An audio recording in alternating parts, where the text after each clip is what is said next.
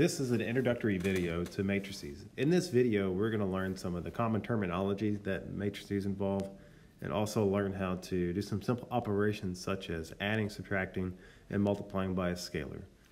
So first, what is a matrix? A matrix is a rectangular array of variables and or constants in row and column form. Usually, matrices are enclosed with brackets. So for example, here we have A equal to the following matrix. And a lot of times what you will see with matrices is that they are represented with capital letters. So they'll use capital A or other types of capital letters like X's and Y's to represent these matrices. If you are working in a different type of textbook, sometimes you will see matrices written in parentheses. So if you do see something like this, that is also a matrix. However, more times than not, you will see them with brackets. Matrices are made up of a bunch of individual numbers. These individual numbers are called the elements. So elements are the individual numbers that make up the matrices. So those elements can be variables. Those elements can also be numbers. There is a way that we can identify these elements. Elements are labeled A sub ij, and it's used to represent each element, where I tells you what row that the number occurs in, the element, and J is the column number that the element occurs in. So what we're going to do here is we're going to look at an example. And before I jump into that example, let me remind you that rows go horizontally and columns go vertically. Rows will go from top to bottom. Columns will go from left to right. Okay, so let's look at this example. Here we're given the matrix A. We're going to find the values for the described elements. So first one. What is A sub 25? Well, in order to find A sub 25, we need to first look at row 2 and then column 5. So going from top to bottom, row 2 is this row. Column 5, going from left to right, will be the last one. These two lines intersect at the number -2. So we know that A sub 25 is just the number -2. We're going to try a couple more. A sub 34, which means row 3, column 4. Here is row 3. This is column 4. They intersect at 52. So A sub 34, that element is 52. The third one, A sub 22. This means row 2, column 2, which then would be 32. And we could find that by looking at row 2, column 2, and they intersect at 32. So there's how to identify what an element is of a matrix. More information about matrices. A matrix with m rows and n columns is said to be the dimensions of a matrix. And it looks like m times n, but the way that we pronounce this is m by n. This tells us how many rows there are and how many columns of numbers there are. So state the dimensions for the following matrix. First we have -5, 34, -18. We need to first look at how many rows there are going from left to right. Well, there is only one row. And here we have 3 individual columns. So this dimension will be 1 by 3. Matrices can be much bigger than this. But again, we need to count how many rows there are. We have 1, 2, 3 rows. There are 1, 2, 3, 4 columns. So the matrices dimension here is 3 by 4. If we have two given matrices, the corresponding elements in these matrices, if they're in the exact same spot as the second matrix, then we call these matrices equal. So let me elaborate on this a little bit. Just because you have two matrices that have the same exact dimensions, and they're made up with the same elements, doesn't necessarily mean that these matrices are equal to each other. This means that the elements have to be in the same exact position as the other matrix. There are special types of matrices. The first one that's special is called a row matrix. A row matrix is where it's only made up of one row. There's not more than one row from that matrix. Consequently to that, there is also a column matrix, where it's just made up of one column. There is a square matrix, which is kind of self-explanatory, that the dimensions make a square, like a 2 by 2 for this one. There could be a 3 by 3 matrix, a 4 by 4, and so on. The last type of special one is called the zero matrix, and that's where every element that makes up the matrix is zero itself. Okay, so that's a lot of definition stuff from matrices. Now let's start operating with matrices. We'll look at two of the simplest operations, which is adding and subtracting them. There's two things you got to be aware of when you add and subtract matrices together. The first things first is that they have to have the same exact dimensions. If they do not have the same exact dimensions, then we cannot add or subtract them up.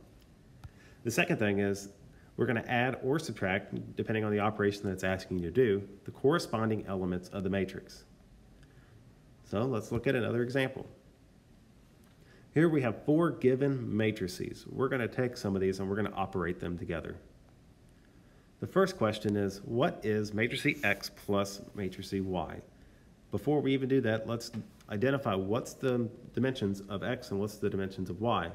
If you look at X and Y, we see that both of these are 2 by 3 in their dimensions. So we can add and subtract these terms up. So what we'll then do is take the corresponding elements, 24, we're going to add -15 to it, and that'll be the new upper left-hand corner element.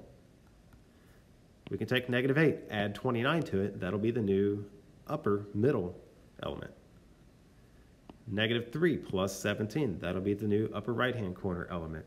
And we can continue this process on. If we were to add all those corresponding elements together, the given matrix that we have here would be the solution. Let's try another one, Z minus W. We'll first check the dimensions. Go back to Z and W. Looks like both of these have a 3 by 2 dimension, so we can add up their corresponding elements. So here's Z, there's W. We're going to take -3, subtract -1 in there. So that's like a keep, change, change type of problem. -3 plus 1 is what it turns into. Then we can do -2 minus 9. That'll be the new upper right-hand corner element. And continue this process out, and the given matrix here will be the solution for Z minus W. The third example that we're going to look at is W plus X. So if I follow my rules, let's check the dimensions. To remind you, here's what W looks like and here's what X looks like. If you look at the dimensions of W, this is a 3 by 2 matrix as opposed to X, which is a 2 by 3 matrix. Those are different dimensions. So this is not possible to add together. The dimensions do not match. So always be aware of that. Check that the dimensions have to be the same in order to add or subtract and operate with matrices. The last thing that we're going to look at with operation-wise is multiplying by a scalar multiple. A scalar is a constant that we can multiply each element to in the matrix. This scalar is something similar to what we know of as the distributive property, that we'll take the outside number and we're going to distribute it to every piece that's within the matrix and multiply. So let's try matrix X. We're going to multiply it by a scalar of 3. What we are doing is we're going to take the 3 on the outside and we're going to multiply it by every single element that makes up the matrix by a multiple of 3, and that'll be the new matrix. And here's the results from that. 3 times 24 gives us 72. 3 times -8 gives us -24, and so on. For a second example, our scalar does not always have to be a nice integer. Our scalar could also be a fraction. But the process still remains the same. We will take the outside number, we will distribute it through for every element that makes up the matrix to produce a new matrix.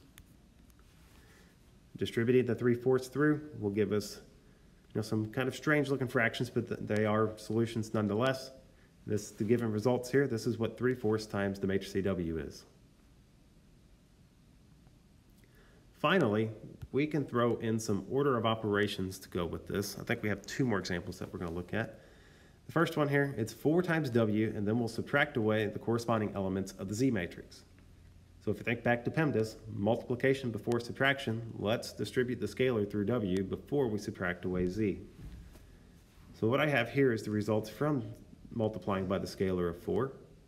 All of these elements, we're going to subtract away the corresponding elements from the matrix Z. -4 minus -3, 36 minus -2, -44 minus -16, and so on. Subtracting those corresponding elements will produce this given matrix here. This is the matrix for 4W minus Z. Lastly, one final example. Let's multiply the difference of y and x by a scalar multiple of 1/2. So think back to PEMDAS, simplify within the parentheses first, and then multiply by the 1/2. So we will subtract all the corresponding elements between y and x, first producing this given matrix. And then from there, we're going to distribute the scalar multiple of 1/2 through. Multiplying all of those elements by 1/2 would produce the following matrix, and this is the solution to example 4. So there you have, we know now how to find an element in a matrix. We know how to identify the elements within a matrix. We can add, subtract matrices together given that they have the same dimensions. And finally, we know how to multiply a matrix by a